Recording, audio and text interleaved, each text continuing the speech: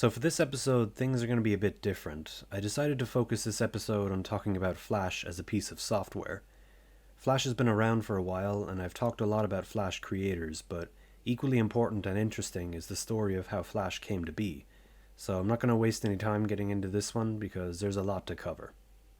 In 2017, Adobe announced that Flash would be officially discontinued by the end of 2020. This came as a shock to many fans of Flash, and the future of Flash seemed bleak. Many didn't know what this would mean for Flash creations. Would they cease to be accessible? What about Flash artists? How are they going to cope with this new Flash-free internet? But before we get into the fall, I think it only makes sense that we first talk about the rise. Back in the 1980s, there was a programmer named Jonathan Gay who was a big fan of Apple computers. When he was in high school, he wrote a graphics program on an Apple II computer using Pascal, a programming language that was adapted to work on Apple computers. He also won a science fair for his programming skills and had programmed a Space Invaders style game on Apple II Basic, which was a primitive programming language for Apple II computers. So he was pretty talented for his age. He met a guy named Charlie Jackson at an Apple users meeting, and he asked Jonathan to join him at a software company he was starting up called Silicon Beach Software, which is a nice name. Good name for a company. Anyway, Jonathan spent a few years at Silicon Beach until he decided he wanted to create his own software company. He and Charlie Jackson, who by this point had sold Silicon Beach to Aldus Corporation, created FutureWave Software, and they both got to work on thinking of a new product. They arrived at the idea that they should focus on creating a software for illustrating vector graphics on a tablet with penpoint technology. Now it's the early 90s by this point, so you can imagine this ain't your little brother's Nintendo DS we're talking about. This was one of the earliest attempts at creating this kind of software, and it would soon become what we know now as Flash. But it wasn't yet called Flash. The first version of the software that would eventually become Flash was dubbed Smart Sketch, and it was based off an earlier software made at Silicon Beach called SuperPaint. Smart Sketch, much like SuperPaint, had more of an emphasis on drawing rather than animation. This changed for the small startup in 1995 when, at the Special Interests Group on Computer Graphics and Interactive Techniques, or SIGGRAPH, there's a hell of an acronym, they got recommendations to make Smart Sketch into an app for animating. Gay said in an interview that he never thought there would be a market for an animation app, but thought it sounded fun to make. With the creation and rising popularity of the World Wide Web around this time, Jonathan saw an opportunity to expand Smart Sketch into an animation editing software for web pages. It was tough at first, especially since they didn't have a dedicated animation player they could use. Instead, they used a web browser plugin they made using Java, and it was really slow. Later, in autumn of 1995, Netscape released a plugin API that was able to play the animations with much better performance. In a way, this was sort of the precursor to the Flash player. As the project drew closer to shipping, the team at FutureWave decided they needed to change the name of the program to better reflect the new animation direction they were going in. They decided to call it Future Splash Animator, and it was released in May of 1996. This early pre-Flash software was modestly successful, with Disney having used it to build animations and the user interface for their new website Disney Daily Blast. Later in December of 1996, Macromedia heard about Future Splash and was interested in buying FutureWave software, which they did. They rebranded Future Splash Animator as Macromedia Flash, and thank God they did. I don't think Future Splash Animator has quite the same ring to it as Flash does. Anyway, Macromedia wanted to use Flash as part of a strategy to make most websites feature multimedia graphics and images. Macromedia continued to improve on Flash over the years, adding things like synchronized sound support for WAV and AIFF, JavaScript plugin support, and of course, ActionScript for programming games. On top of all these improvements that Flash was getting, there was a community of people online that was growing in popularity who were browsing the internet looking for the best and most exciting Flash content to enjoy. Keep in mind that this is the late 90s to the early 2000s we're talking about, and the internet was still in its infancy. It wasn't like today where every Tom, Dick, and Harry was on the internet trying to get you to buy their supplement pills or something. In these days, if you weren't working a desk job at an office or something, using a computer likely meant that you were somewhere in your teens or early 20s. The landscape of the early 2000s internet was full of all kinds of Flash content, from lavishly designed company websites to all of the Flash games and animations that exploded onto the scene around this time. I mentioned in the first episode that the early 2000s was like the golden age of Newgrounds, but it was more like the golden age of Flash. and Newgrounds was far from the only place that Flash content could be found. Tons of websites were made that hosted Flash content, and the most popular of these are still around in some form today. Miniclip was founded in 2001, and it was hugely successful as they had so many games on the site. Armor Games was founded in 2005, and it's most well known for some of its popular games like Fancy Pants Adventure, Age of War series, and the Don't Escape games. Cool Math Games was launched in the late 90s, but it continued to be popular into the 2000s as it was basically the get out of jail free card of Flash websites if you got caught playing at school. There were other websites like Congregate and Homestar Runner, and I think you get the picture. Flash was everywhere at the time, and most every computer or browser on the market had the Flash player pre-installed on it. Even video websites, including YouTube, weren't functional without the Flash player. Macromedia must have been proud of themselves, as they clearly achieved what they wanted to with Flash by having most websites feature multimedia graphics. In 2005, however, Macromedia was bought up by Adobe, and Macromedia Flash became Adobe Flash.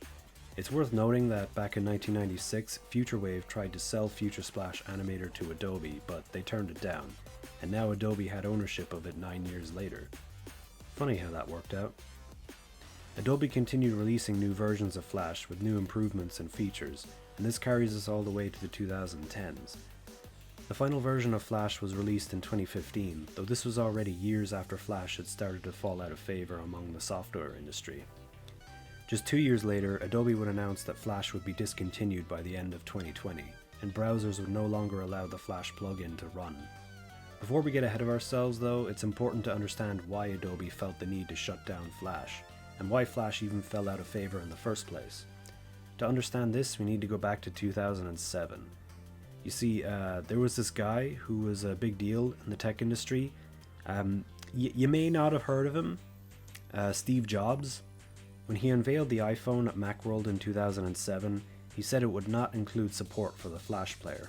Now this is a bit of a shock to some people, as Flash was being used pretty much everywhere, so this decision certainly turned some heads and made people wonder what was going on.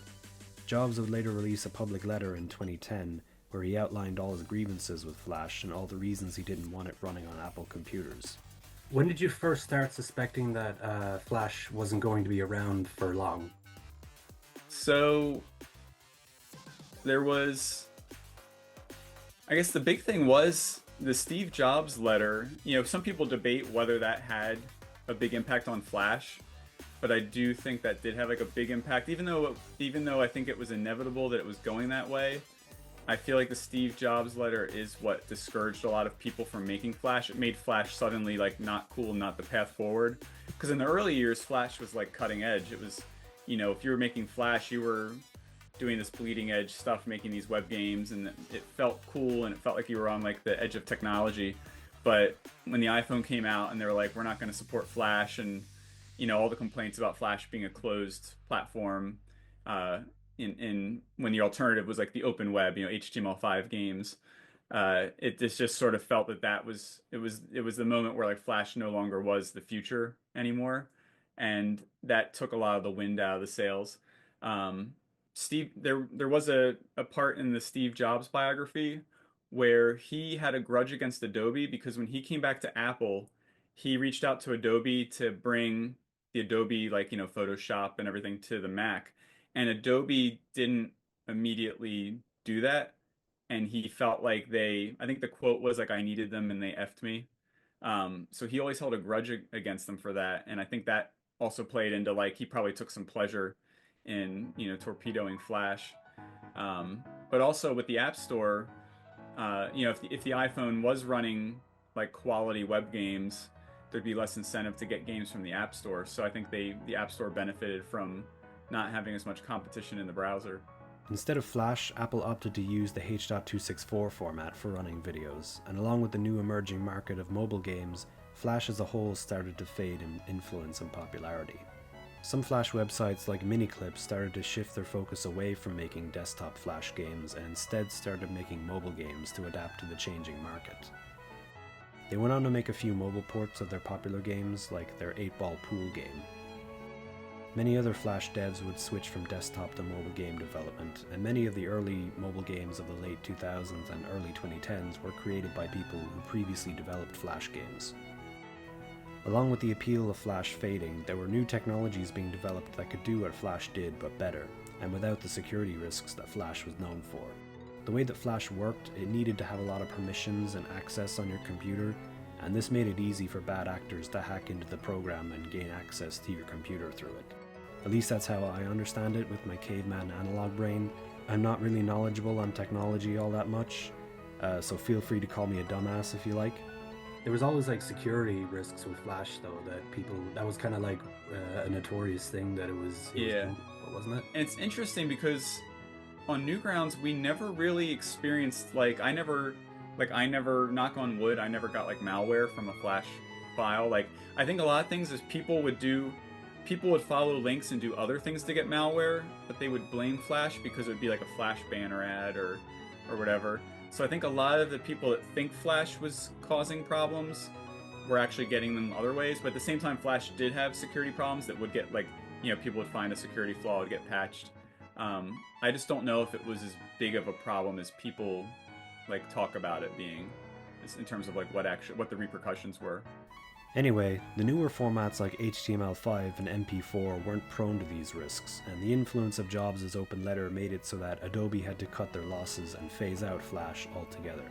From the early 2010s, some Flash users have been speculating and preparing for an inevitable Flash shutdown. Newgrounds released Swivel in 2013, and there were other efforts to preserve Flash with stuff like Ruffle and Flashpoint that came out nearer to Flash's end of life. There's a lot to unpack when it comes to Flash emulation, so I'm going to end the episode here, and then we'll pick this up again in the next episode, where we're going to talk about Flash emulator projects, as well as the future of Flash creators on Newgrounds, and the future of Newgrounds itself. Hope you enjoyed this one, and thanks again for watching.